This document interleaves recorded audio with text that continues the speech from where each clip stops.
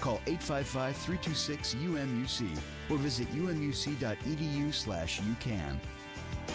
You're watching WUSA 9.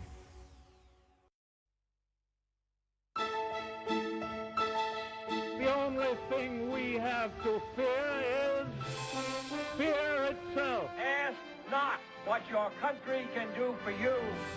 Ask what you can do for your country. Government is not the solution to our problem. Government is the problem. A new breeze is blowing, and a nation refreshed by freedom stands ready to push on. There is nothing wrong with America that cannot be cured by what is right with America.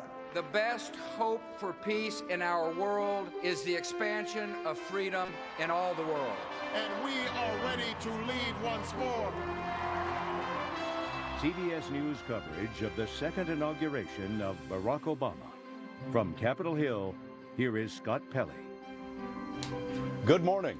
The nation's capital is beginning a day-long celebration of American freedom and democracy. For the 57th time in our history, a president freely elected by the people is being sworn into office.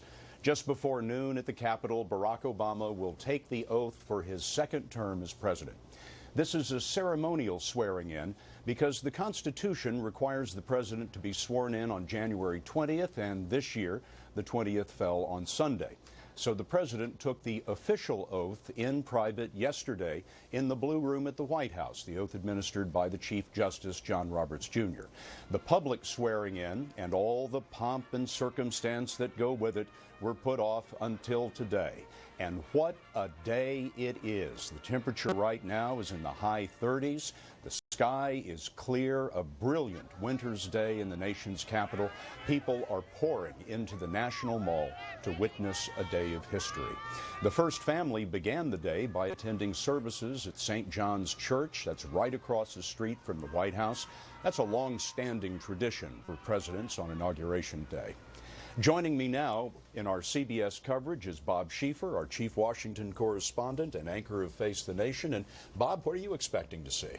Well, it's going to be a big day and an important day for the nation. It always is. But I must say, the fiscal cliff negotiations, the slaughter of those children in Connecticut, made it very difficult to Washington to be festive this time around. It's also a very unusual atmosphere because of this gridlock. I mean, you're not hearing people talk about hope and renewal this time around, but is the government broken, the whole system, and what can we do to fix it? People want Washington and its politicians to work together. The politicians as yet have not been able to figure out how to do that. But, inaugural speeches can sometimes change the mood. You heard FDR, the only thing we have to fear. I remember one when Gerald Ford said, our long national nightmare is over. Jack Kennedy, ask not what you can do for your country. So a good speech can make a difference in how the nation feels about itself and about what's going on. I would just say this. If there were a time when this country needed to hear a good speech and wanted to hear a good one, I think this would be the time. So let's hope we get a good one. And of course, there was Lincoln's second inaugural where he talked about binding up the wounds of the nation. Well, we do know that the president has been working on this speech for weeks, and Major Garrett, our chief White House correspondent, is at the White House this morning with a little bit of insight on what we might hear today. Major?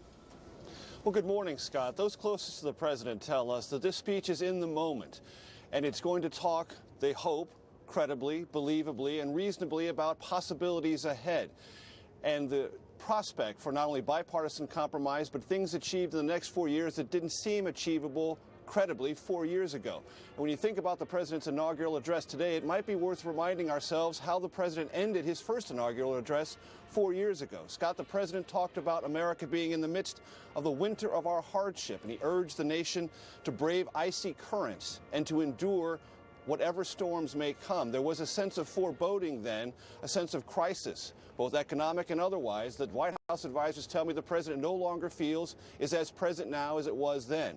And so that is going to be part of the optimistic note he's going to strike today to say we have achieved things, we have more work to do, but it can be done together. That will be the central core and theme of the speech, I'm told, Scott. And the president believes that message, which could not have been delivered 4 years ago, has a chance to resonate today. Major, it bears noting that when the president delivered the winter of our hardship speech, the unemployment rate on that day was 7.8%. The unemployment rate today is 7.8%. So still a great deal of work to be done on the economy and a great many other things. Norah O'Donnell, the co-anchor of CBS This Morning, is down on the National Mall, and she has some insight on what the president will be looking to in a second term. Norah? That's right, Scott. And we should note, too, that on a day like this, when most Americans have expressed their frustration with Washington and their political leaders, this is a day when we see hundreds of thousands of Americans turn out to witness this piece of history. Now, every second-term president since Dwight Eisenhower has had to deal with an opposition party in Congress. So that's nothing new that President Obama is facing in this second term. But he's going to try and capture, I think, some of the magic of bipartisanship on a day like today, try and put it in a bottle, because he really has a very ambitious